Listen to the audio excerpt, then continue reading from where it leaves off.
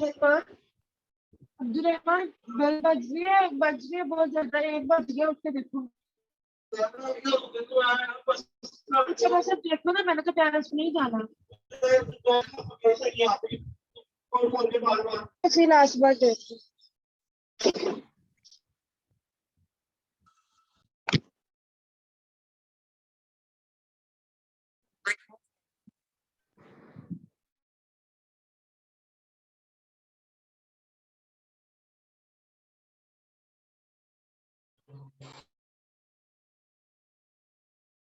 काफी ज्यादा जनक में छोटे थे।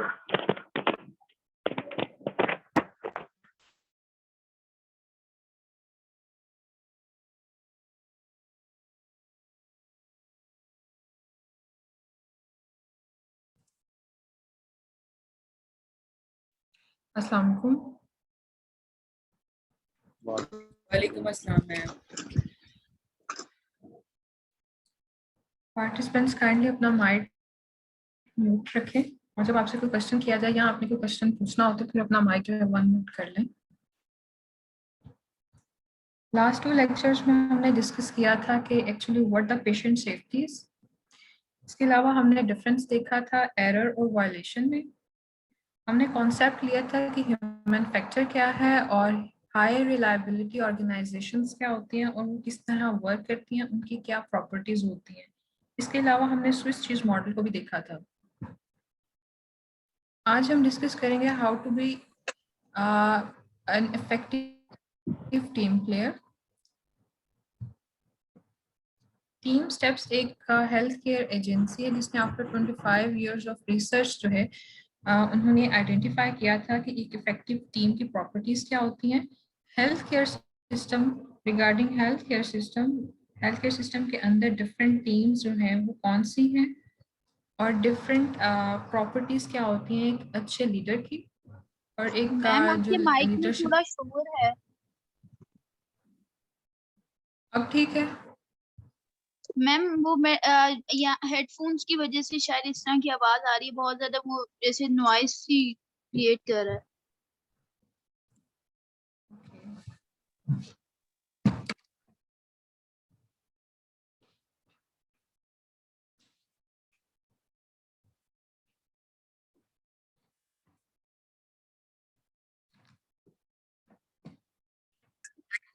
अब आवाज क्लियर है? यस सही मैम। है आवाज। ओके। टीम स्टेप्स मैंने बताया कि एक हेल्थ केयर एजेंसी है जिसने आफ्टर 25 इयर्स ऑफ रिसर्च जो है उन्होंने आइडेंटिफाई किया था कि एक इफेक्टिव टीम क्या होती है। हेल्थ केयर सिस्टम के अंदर जो है वो डिफरेंट टाइप्स ऑफ टीम्स क्या होती हैं और लीडरशिप क्वालिटीज़ क्या होती हैं हेल्थ केयर सिस्टम के अंदर।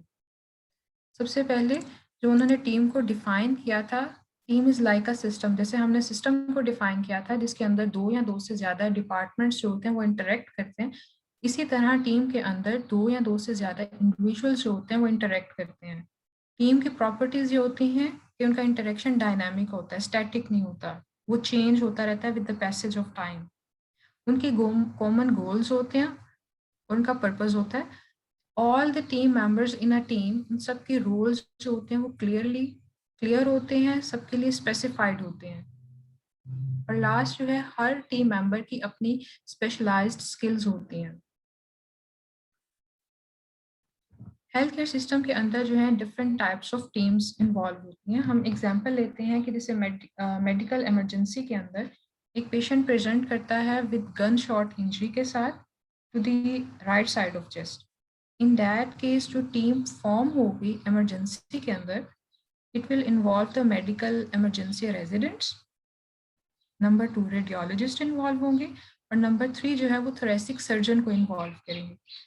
इस केस में 3 मेडिकल प्रोफेशंस जो हैं दे आर वर्किंग टुगेदर। उसमें ये तीनों डिफरेंट जो हमने कहा कि डिफरेंट टीम्स होती हैं, उसके अंदर ये जो एग्जांपल है वो सब के अंदर आ जाती है। नंबर 1 उसमें मल्टी प्रोफेशनल आ गए। नंबर 2 वो तमाम जो डिफरेंट टीम्स थी वो डिस्ट्रीब्यूटेड थे. वन वाज थोरेसिक सर्जन था, वन वाज रेडियोलॉजिस्ट था and other was medical emergency थे, रेजिडेंट्स थे.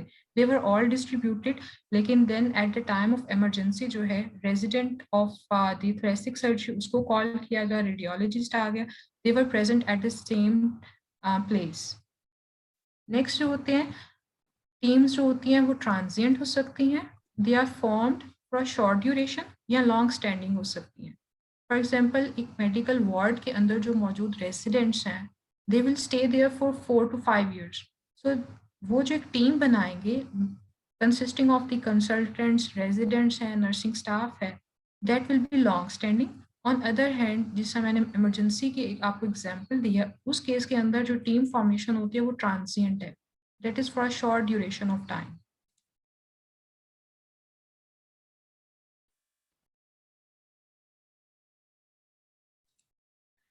नेक्स्ट टीम स्टेप्स ने जो है different teams different types of teams को आइडेंटिफाई किया था हेल्थ केयर सिस्टम के अंदर. नंबर 1 उन्होंने एक पिरामिड है उसको क्रिएट किया. उस टॉप ऑफ पिरामिड में पेशेंट है, पेशेंट केयर और पेशेंट सेफ्टी है. Number 1 is the core team. Core team वो टीम है जो जिसका डायरेक्ट कांटेक्ट है पेशेंट के साथ, पेशेंट के डायग्नोसिस के साथ, उसके एग्जामिनेशन, इन्वेस्टिगेशन और पेशेंट मैनेजमेंट के साथ उनका डायरेक्ट कांटेक्ट है. इसकी एग्जांपल्स हो सकती हैं डॉक्टर्स हैं, नर्सिंग स्टाफ है. They are the ones who are in direct contact with the patient. So ये कोर टीम में इंक्लूड होंगे. Next are the coordinating teams हैं. कोऑर्डिनेटिंग टीम्स का डायरेक्ट पेशेंट के साथ कांटेक्ट नहीं है, लेकिन they are in there to support the core team.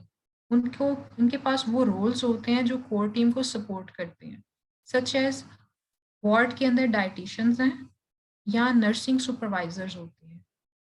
They are the examples of coordinating teams. Next हमारे पास है ancillary services. Ancillary services are the clinical services. ये वो सर्विसेज होती हैं जो फिजिशियन के वर्क को ईजी करती हैं for the diagnosis and management of patient. इनके अंदर एग्जांपल्स हो सकती हैं जैसे लैब टेस्ट हैं, रेडियोलॉजी है, x rays, ultrasound, CT scan, MRI. इस तमाम क्लिनिकल सर्विसेज हैं जो पेशेंट की डायग्नोसिस और उसके फर्दर मैनेजमेंट में फिजिशियन को हेल्प करती हैं. नेक्स्ट हमारे पास है सपोर्ट सर्विसेज. हॉस्पिटल के अंदर जो सपोर्ट सर्विसेज होती हैं वो नॉन क्लिनिकल सर्विसेज होती हैं, सच एज फूड प्रोवाइड करना to the patient, hospital security है, हॉस्पिटल क्लीनिंग हो सकती है, इसके अलावा लॉन्ड्री हो सकती है. ये तमाम जो सर्विसेज हैं नॉन क्लिनिकल हैं और ये एग्जांपल्स होंगी सपोर्ट सर्विसेज की. नेक्स्ट हमारे पास है एडमिनिस्ट्रेशन है. वो भी एक टीम का हिस्सा होती है हेल्थ केयर सिस्टम में. एडमिनिस्ट्रेशन का बेसिक पर्पस होता है कि उन्होंने पॉलिसीज को, हॉस्पिटल पॉलिसीज को जनरेट करना है, उनको इम्प्लीमेंट करना है, उनका चेक एंड बैलेंस रखना है और उन्होंने एक पर्टिकुलर हॉस्पिटल एनवायरनमेंट जो है क्रिएट करनी है. One other type of team है which is called contingency teams. Contingency teams जो होती हैं वो short lived होती हैं, for short duration होती हैं, short term होती हैं. Example है जैसे एक medical ward के अंदर एक complex antibiotic regimen है वो start करना है. So एक patient है who is already taking some antibiotics, so कुछ drugs ले रहा है, तो residents ने एक pharmacist को call करते हैं because he knows better about the drugs. कि drug interactions कैसा होगा, क्या हम ये particular antibiotic regimen इस particular patient में start कर सकते हैं. In that particular scenario के अंदर जो pharmacist और जो medical residents हैं उनकी जो team है वो short term के लिए है. This is an example of contingency team. Is it clear? Yes, ma'am. Contingency team दोबारा बता दे एक दफा. और मैम कोर टीम भी. कंटिजेंसी का वर्ड जो होता Yes, है ma'am. उसका मतलब होता है शॉर्ट टर्म होना, शॉर्ट लिव्ड होना, फॉर शॉर्ट ड्यूरेशन होना. इसके अंदर वो हेल्थ केयर टीम्स आती हैं जिनका आपस में जो टीम प्लेयर्स होते हैं या जो टीम वर्कर्स होते हैं उनका इंटरेक्शन शॉर्ट टर्म होता है, थोड़ी देर के लिए होता है. जैसे मैंने आपको एग्जांपल जो दी थी वो एक मेडिकल वार्ड की दी थी, जो मेडिकल रेजिडेंट्स एक कंसल्ट करते हैं विद द फार्मासिस्ट के साथ. इन दैट केस फार्मासिस्ट और मेडिकल रेजिडेंट्स की एक टीम है लेकिन वो शॉर्ट ड्यूरेशन के लिए। Okay ma'am, thank you ma'am. Core team के अंदर जो है बेसिकली वो तमाम मेंबर्स आ जाते हैं जिनका डायरेक्ट कांटेक्ट है पेशेंट मैनेजमेंट के साथ। उसमें एग्जांपल्स हमने ली थी डॉक्टर्स की, नर्सिंग स्टाफ की। जो पैरामेडिक्स होते हैं, एक वार्ड के अंदर वार्ड बॉय होता है, पैरामेडिक्स होते हैं, वो किस टीम के अंदर फॉल करते हैं? Coordinating. Okay, number 1 coordinating team में भी फॉल करते हैं और एक और टीम के अंदर फॉल करते हैं। सपोर्टिव जो उनकी सर्विसेज होंगी। यस, सपोर्टिव सर्विसेज में भी फॉल करते हैं। नेक्स्ट, टकमैन ने जो है वो आइडेंटिफाई किया था कि जब भी कोई टीम फॉर्म की जाती है तो उसकी टीम फॉर्मेशन और टीम की डेवलपमेंट के अंदर डिफरेंट स्टेजेस होती हैं। नंबर 1, फॉर एग्जांपल जब एक टीम फॉर्म की जाती है, हम एग्जांपल लेते हैं, एक न्यू सेटअप है, उसको हमने इस्टेब्लिश किया है, वहाँ पर एक डॉक्टर मौजूद है, नर्सिंग स्टाफ हैं, पैरामेडिक्स हैं, they are making up a team. उनका जो फर्स्ट स्टेप होता है टीम फॉर्मेशन का वो फॉर्मिंग है, जिसके अंदर तमाम जो इंडिविजुअल्स हैं वो एक दूसरे के लिए स्ट्रेंजर्स हैं, they have the communication barrier है और वो एक दूसरे को एज एन इंडिविजुअल ट्रीट करते हैं, they are not treating each other as a part of team. ये टीम फॉर्मेशन का फर्स्ट स्टेप है। नेक्स्ट स्टेप जो होता है दैट इज स्टॉर्मिंग। स्टॉर्मिंग के अंदर ये होता है कि जो टीम मेंबर्स हैं वो एक दूसरे के साथ कम्युनिकेट करते हैं, लेकिन वो स्टिल एक दूसरे को एज एन इंडिविजुअल ट्रीट करते हैं, not treat each other as a part of team. Forming के अंदर कम्युनिकेशन बैरियर भी था और इंडिविजुअल्स एक दूसरे को स्ट्रेंजर्स थे एक दूसरे के लिए। स्टॉर्मिंग के अंदर जो उनकी स्ट्रेंजनेस थी वो सबसाइड कर जाती है, वो कम्युनिकेट करते हैं, लेकिन स्टिल उनके अंदर जो गैप होता है वो होता है कि वो अभी भी अपने आप को टीम का हिस्सा नहीं समझते। नेक्स्ट जो स्टेप होता है वो नॉर्मिंग का होता है। नॉर्मिंग के अंदर individuals with in a team एक दूसरे को एक्सेप्ट करते हैं, अपने आप को टीम का हिस्सा समझते हैं, अपने आप को एज एन इंडिविजुअल ट्रीट नहीं करते। अदर देन डैट वो एक दूसरे के जो व्यू पॉइंट्स होते हैं उनको एक्सेप्ट करते हैं। स्टॉर्मिंग के अंदर इंडिविजुअल्स चूंकि एक दूसरे को टीम का हिस्सा नहीं समझते, इंडिविजुअल ही अपने आप को समझते हैं, तो वो एक दूसरे के जो उनके व्यू पॉइंट्स होते हैं वो कन्फ्लिक्ट करते हैं, वो एक्सेप्ट नहीं करते। नॉर्मिंग के अंदर जो व्यू पॉइंट्स की एक्सेप्टेंस आ जाती है। जो लास्ट स्टेप होता है टीम फॉर्मेशन का और टीम डेवलपमेंट का दैट इज परफॉर्मिंग, जिसके अंदर तमाम individuals with in a team एक दूसरे को एक्सेप्ट करते हैं एज अ टीम मेंबर्स, और अब जो उन एक दूसरे को टास्क असाइन किया जाता है in order to achieve one goal, ये परफॉर्मिंग है which is a higher level. Is it clear? Yes, ma'am. Yes ma'am.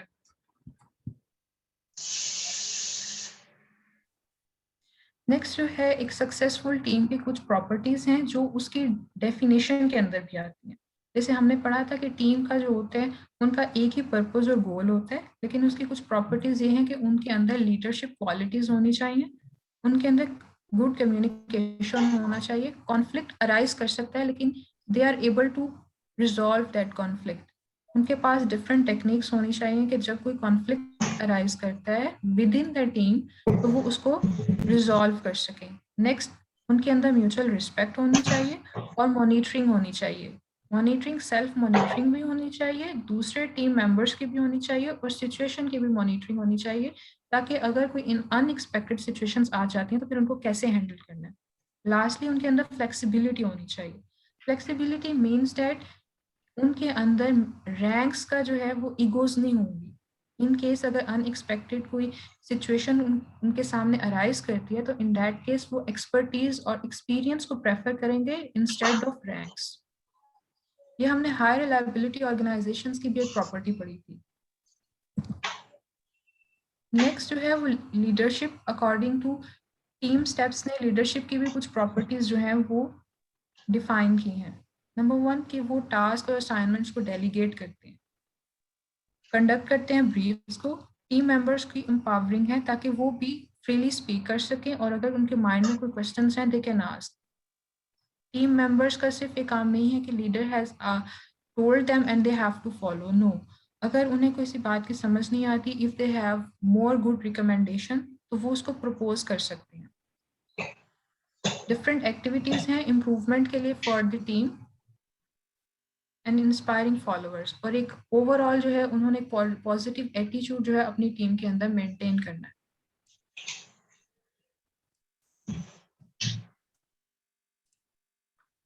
Next are some barriers to team work.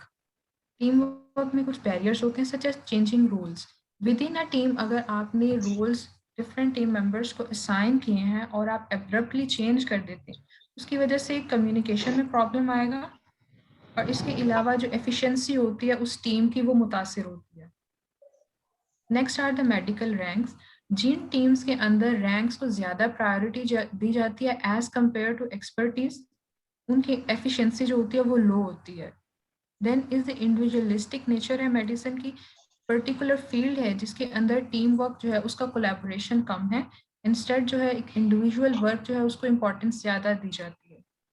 Next is instability nature है teams की। For example वो teams जो short term होती हैं, short duration के लिए होती हैं, उनके अंदर भी कम्युनिकेशन बैरियर हो सकते हैं और ये टीम वर्क की एफिशिएंसी को मुतासिर कर सकते हैं।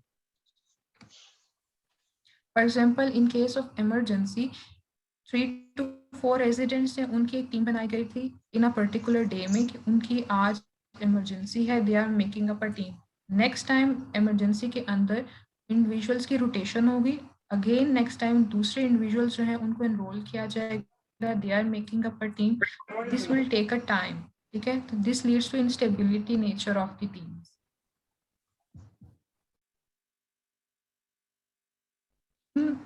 के अंदर फेलियर्स क्यों होते हैं उसकी 3 जो है बेसिक रीजंस होती हैं। वन इज कि अगर टीम के अंदर मौजूद तमाम टीम मेंबर्स के रोल्स को क्लियरली डिफाइन नहीं किया गया, अगर कोऑर्डिनेशन नहीं है, और लास्ट थिंग इसके मिसकम्युनिकेशन है within the team members, whether वो इंफॉर्मेशनल है या पर्सनल है, उसकी वजह से भी जो है वो टीम फेलियर है। नेक्स्ट इज कि टीम की परफॉर्मेंस को असेस कैसे किया जा सकता है। वर्क प्लेस पे असेस किया जा सकता है। फॉर एग्जांपल जो रेजिडेंट्स वार्ड्स के अंदर रिलेटेड इन्वायरमेंट्स हो सकती हैं, फॉर एग्जांपल जैसे उनके टेस्ट लिए जा सकते हैं, वाया शॉर्ट केसेस उनको दिए जा सकते हैं, लॉन्ग केसेस दिए जा सकते हैं। Through observing the team work exercises, जब वो टीम के फॉर्म में काम कर रहे हैं उनको ऑब्जर्व किया जा सकता है, उनकी असेसमेंट की जा सकती है। फॉर एग्जांपल जैसे वो किसी इमरजेंसी के अंदर वर्क कर रहे हैं एज अ टीम, ऑब्जर्व किया जा सकता है। जो टीम वर्क की असेसमेंट होती है वो इंटरनल भी हो सकती है, लाइक जो उनके सीनियर्स हैं वो उनको असेस कर सकते हैं, या एक्सटर्नल भी हो सकती है। नेक्स्ट जो है कम्युनिकेशन टेक्निक्स होती हैं जो हेल्थ केयर सिस्टम में यूटिलाइज की जाती हैं ताकि मिसकम्युनिकेशन को प्रिवेंट किया जा सके और पेशेंट केयर और सेफ्टी को जो है वो प्रायोरिटाइज किया जाए। उसके अंदर जो है नंबर 1 कॉल आउट है, जिस पर्टिकुलर पर्सन से हमें वर्क है उसी को कॉल किया जाए। फॉर एग्जांपल जैसे एक मेडिकल वार्ड के अंदर हमने ऑनकोलॉजी की हमें कंसल्टेंसी चाहिए, हम ऑन कॉल जो है वहाँ पर कॉल डॉक्यूमेंटेड फॉर्म में कॉल भेज सकते हैं, नंबर 1। नंबर 2 चेक बैक के अंदर एक एग्जांपल ले सकते हैं। In a medical ward consultant has ordered the resident to do the ECG of a particular person. Consultant को लग रहा है कि पेशेंट को माइट बी एंजाइना हो। फर्दर जो resident has perform the ECG, उसने देखा ईसीजी नॉर्मल है। इन दैट अब कम्युनिकेशन गैप यहाँ पर ये आ सकता है कि जब रेजिडेंट ने ईसीजी परफॉर्म की, उसने देखा ईसीजी नॉर्मल है, उसने कंसल्टेंट को फीडबैक नहीं दिया, ये मिसकम्युनिकेशन है। इन दैट केस अगर resident has perform the ECG normal है, वो कम्युनिकेट कर देता है कि ECG is all right, it forms a close loop. और यहाँ पर एक और भी हो सकता है कि कंसल्टेंट खुद जो है रेजिडेंट से दोबारा पूछ सकता है कि have you done the ECG. इस केस में जो कम्युनिकेशन होती है वो क्लोज लूप के फॉर्म में होती है। जिसने मैसेज दिया है उसने मैसेज को वेरीफाई भी किया है, जिसने रिसीव किया है उसने फीडबैक भी दी है। This is the close loop communication. Hand over या हैंड ऑफ, ये भी एक टेक्निक है कम्युनिकेशन की। फॉर एग्जांपल मॉर्निंग शिफ्ट जो है वो चेंज हो गई है इवनिंग शिफ्ट में। मॉर्निंग शिफ्ट वालों ने जाने से पहले डॉक्यूमेंटेड फॉर्म में तमाम वार्ड्स के अंदर जो पेशेंट्स मौजूद हैं उनकी समरी और जो पेंडिंग इन्वेस्टिगेशंस हैं डॉक्यूमेंटेड फॉर्म में इवनिंग शिफ्ट वालों को हैंड ओवर कर दिए। तो ये हैंड ऑफ और हैंड ओवर की एग्जाम्पल है। SBARB एक टेक्निक है कम्युनिकेशन की, उसके 4 स्टेप्स हैं। 1 इज सिचुएशन, नेक्स्ट है background, 3rd assessment and last recommendation है। सिचुएशन ये है कि फॉर एग्जांपल एक ऑन कॉल रेजिडेंट है, वार्ड के अंदर अनएक्सपेक्टेड सिचुएशन है, वो कंसल्टेंट को कॉल करता है और पेशेंट की प्रेजेंट सिचुएशन बताता है। नेक्स्ट वो पेशेंट का बैकग्राउंड बताता है। बैकग्राउंड में कि उसको लग रहा है फॉर एग्जांपल एक पेशेंट को रेजिडेंट को ऑन कॉल रेजिडेंट को लग रहा है कि पेशेंट को एट्रियल फिब्रिलेशन है। वो पेशेंट का बैकग्राउंड हो सकता है कि प्रीवियस पेशेंट को मायोकार्डियल इन्फार्क्शन था जिसकी वजह से वो हॉस्पिटल में एडमिट हुआ। पेशेंट का माइट्रल स्टेनोसिस था जिसकी वजह से वो पेशेंट हॉस्पिटल में एडमिट हुआ। 3rd स्टेप है असेसमेंट का। On the basis of patient की प्रेजेंट सिचुएशन और उसकी पास्ट मेडिकल हिस्ट्री की बेसिस पर रेजिडेंट ने क्या असेस किया है। रेजिडेंट ने असेस किया कि उसको एफिब है, तो वो ये और लास्टली रिकमेंडेशन है। रिकमेंडेशन में वो कॉल करता है कंसल्टेंट को और वो कहता है कि I think I need patient is having afib and we need to do an ECG, we might need some emergency drugs.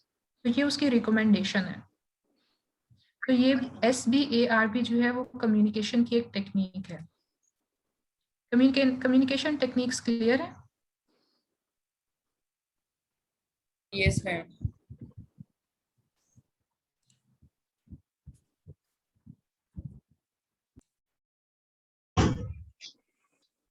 Nimra Afzal. मैं रिकमेंडेशन का बता। ओके, रिकमेंडेशन SBAR जो है ये भी कम्युनिकेशन की एक टेक्निक है, इफेक्टिव कम्युनिकेशन की टेक्निक है। उसका जो लास्ट स्टेप है रिकमेंडेशन, इट मींस कि जिसने उस टाइम पर मौजूद जो रेजिडेंट है, डॉक्टर है, कोई नर्सिंग स्टाफ हो सकता है, इवन कोई पैरामेडिक हो सकता है, उसने उस टाइम जो असेस किया है on the basis of assessment उसको क्या लगता है कि पेशेंट को के साथ क्या करना चाहिए, उसका कौन सा टेस्ट परफॉर्म करना चाहिए, कोई लैब टेस्ट है वो क्या परफॉर्म करना चाहिए रिगार्डिंग द पर्टिकुलर सिचुएशन, वो रिकमेंडेशन होती है। मैम निम्रा अफजल। ओके निम्रा, आपने चेक बैक की एग्जांपल लेनी है। What you have understood from check back? ये कम्युनिकेशन की एक टेक्निक है। मैम मेरा नेट है, मुझे आपकी आवाज। Okay, Abdul Latif Khan.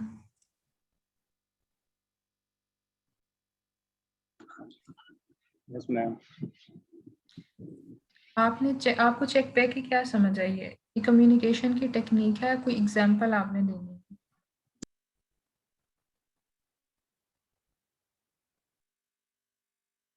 Check back ये हमने अब किसी को मैसेज दिया तो उसका हमें मैसेज वापस रिसीव भी होता है। ओके, मैसेज सेंडर ने मैसेज दिया, रिसीवर ने उसको रिसीव कर लिया, ये एक ओपन लूप है। ये क्लोज लूप कब होगा?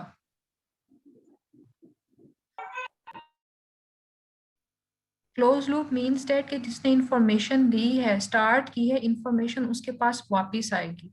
वापस 2 ही सूरतों में आ सकती है कि जो रिसीवर है वो इन्फॉर्म करे या सेंडर खुद वेरीफाई करे। फॉर एग्जांपल ऑन्कोलॉजी वार्ड के अंदर एक पेशेंट एडमिटेड है, is having a neck swelling. Consultant resident से कहता है कि इसकी बायोप्सी करवानी है। ठीक है, रेजिडेंट बायोप्सी होती है पेशेंट की और वो रिपोर्ट जो है वो शेयर करता है with the consultant. In that case जो इंफॉर्मेशन थी जो कंसल्टेंट से स्टार्ट हुई थी कंसल्टेंट तक पहुंच गई है, एक क्लोज लूप कम्युनिकेशन है। This is called check back. इसका दूसरा जो है वो एक स्टेप ये हो सकता है कि कंसल्टेंट खुद रेजिडेंट से वेरीफाई करता है कि जिस पेशेंट की बायोप्सी के लिए बायोप्सी सेंड की गई थी उसकी रिपोर्ट आ चुकी है। अगर तो वो बता दिया जाता है कि रिपोर्ट आ गई और उसके अंदर जो है वो मैलिग्नेंसी आई है, तो ये अगेन एक क्लोज लूप है। Is it clear? Yes ma'am. Ma'am जैसे किसी ने रिकमेंड किया डॉक्टर ने कि उसके ऑपरेट होना है, ठीक है, तो उसके बाद सर्जरी जैसे होती है, सर्जरी होगी, रिकमेंड जिस डॉक्टर ने की है सर्जरी हो गई है, सक्सेसफुल हुई है, उसके बाद उसके पास रिपोर्ट आते हैं कि उसे सारा गो थ्रू एक दफा करना है कि सारा प्रोसीजर सही हुआ था कि नहीं, वो भी चेक बैक पे आएगा। वो भी चेक बैक में आएगा। ओके आइदर तो पेशेंट जो है वो खुद अपने जो प्राइमरी फिजिशियन को इन्फॉर्म कर रहा है कि इस तरह आपने रिकमेंड की थी, surgeon has perform the surgery, now this is the result. ये इसकी एक फॉर्म ये है। सेकंड फॉर्म ये हो ओके सकती है जो प्राइमरी फिजिशियन खुद जो है वो एक्टिवली पेशेंट से कंसल्ट कर सकता है या सर्जन से वो बात कर सकता है। Okay. Any question? No ma'am. Ma'am एक बार कॉल आउट बता दें। मैम SBR ये SBR का हेल्थ केयर सिस्टम के अंदर effective communication between medical persons और जो नॉन मेडिकल हैं, पैरामेडिक्स हैं, उनके दरमियान इफेक्टिव कम्युनिकेशन कैसे हो सकती है ताकि पेशेंट केयर और सेफ्टी को इंश्योर किया जाए, उसकी डिफरेंट टेक्निक्स होती हैं। कॉल आउट की एक एग्जांपल ये हो सकती है कि जिस पर्सन से आपका वर्क है आप डायरेक्टली उसको कॉल करते हैं, ठीक है। फॉर एग्जांपल जैसे एक पेशेंट है मेडिकल वार्ड के अंदर जिनका सस्पेक्टेड ये है कि he is having tuberculous meningitis है, उसको कंफर्म करना है लंबर पंक्चर से, लेकिन वहाँ पर मौजूद कोई सीनियर उस टाइम ऑन कॉल, कोई सीनियर रेजिडेंट मौजूद नहीं है, आप एनेस्थीसिया में कॉल भेजते हैं, वो आकर लंबर पंक्चर करते हैं, ठीक है। यूजुअली ये होता है कि जब एक डिपार्टमेंट ने दूसरे डिपार्टमेंट के साथ कम्युनिकेट करना होता है थ्रू वार्ड्स के जरिए, तो वो डॉक्यूमेंटेड फॉर्म में जो है वो कम्युनिकेट करते हैं। This is called call out. यहाँ within a ward call out की एग्जांपल हो सकती है, एक विद इन अ वार्ड एक पेशेंट को है वो कार्डिक अरेस्ट में चला गया, वहां पर मौजूद जो है एक रेजिडेंट है, he has started doing the CPR, जो रेजिडेंट्स को कॉल करता है, वो नर्सिंग स्टाफ को कॉल करता है कि इमरजेंसी ट्रे को लेकर आए, तो this can also come under the example of call out. Further हमारे पास जो SBAR होता है, ये भी इफेक्टिव मोड है कम्युनिकेशन का। जिस पर्सन ने इंफॉर्मेशन को सेंड करना है उसने इन 4 चीजों पे को कवर करना है। नंबर 1, उसने प्रेजेंट सिचुएशन को कवर करना है कि वो प्रेजेंट सिचुएशन क्या है पेशेंट की। नंबर 2, पेशेंट की पास्ट मेडिकल या कोई पास्ट हिस्ट्री कोई ऐसी इंपॉर्टेंट है जो लिंक कर रही है उसकी प्रेजेंट सिचुएशन के साथ। फॉर एग्जांपल एक वार्ड के अंदर एक पेशेंट है who is having now the upper GI bleed, sudden उसको जो है हेमेटोमेसिस स्टार्ट हो गया, ब्लड उसकी वॉमिटिंग में आ रहा है, ठीक है। उसकी पास्ट मेडिकल हिस्ट्री में ये इंपॉर्टेंट है कि पेशेंट को हेप C था और पेशेंट लिवर फेलियर का है, ये उसकी बैकग्राउंड में इंपॉर्टेंट है। उसकी वजह से उसने क्या असेस किया, उसकी वजह से उसने ये असेस किया कि now the patient can go into hypovolemic shock. Recommend क्या करेगा, रिकमेंड वो उस टाइम में ये कर सकता है कि वो उसको IV फ्लूइड्स प्रोवाइड करे, ट्रांजामीन दे, एंटीकोएगुलेंट्स ऐड करे, कोएगुलेंट्स ऐड करे ताकि उसकी ब्लीडिंग को स्टॉप किया जाए। Is it clear? Yes ma'am. Okay. Any question regarding lecture today? Okay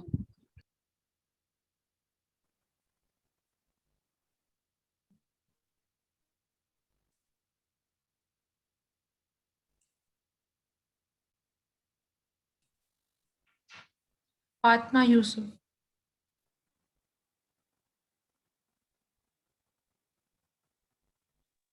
Fakhra Zafar.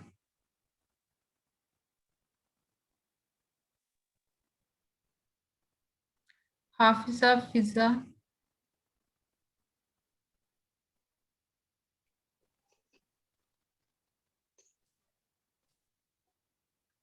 Umar Farooq.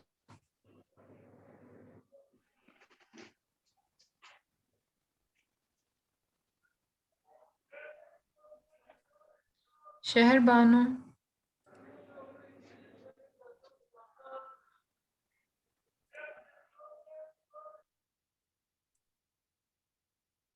Okay, I'm going to end the lecture.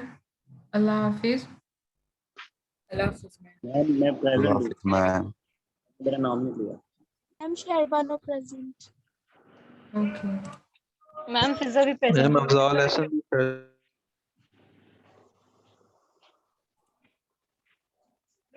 Abdul Latif भी present ma'am. Okay.